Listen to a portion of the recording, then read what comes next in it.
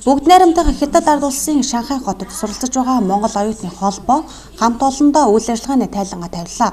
Оюутны холбоо нь 2006 онд байгуулагдаад 11 жилдээ бидний зүтгэл эх орны ирээдүй гэсэн гураа дэвшүүлэн ажиллаж байна. Одоо 7 дахь тэргүүнээр би өөрөө ажиллаж байгаа. Одоо удирдах зөвлөлийн 6, за нэг нарийн бичгтэй 21 гишүүнтэй амжилттай явж байна. Бид нар бол ерөнхийдөө оюутныхаа эрх ашиг, за нийгэм нэгдэл нөхөрлөлийн төлөө одоо гол зорилгоо олгож ажилладаг байгаа.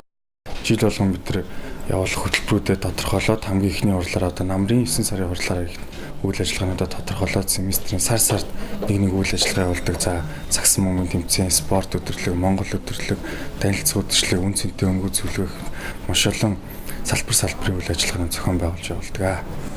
Шанхай Монгол оюутны холбоог 2006 онд оюутан Бат Эрдэнэ анх санаачлан үүсгэж 8 гишүүнтэй ажиллагаагаа эхэлж байсан бол одоо 500 гаруй Монгол оюутныг мэдээлэлээр ханган ажиллаж байна.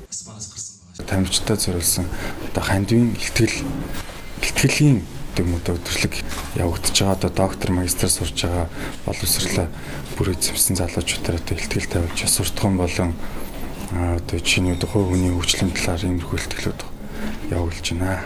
Оюутнуудын чөлөөт цагаараа жил бүр танилцах өдөрлөг зохиож Шанхай Нанжин хотын оюутнуудын дунд нөхөрсөг уулзалт хийжээ.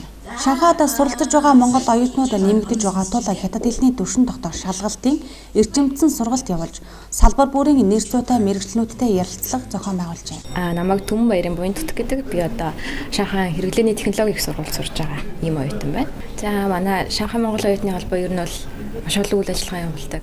Тэгээ энэ хаврын илтгэл одоо энэ уулзалтанд л одоо илтгэлээр оролцлоо.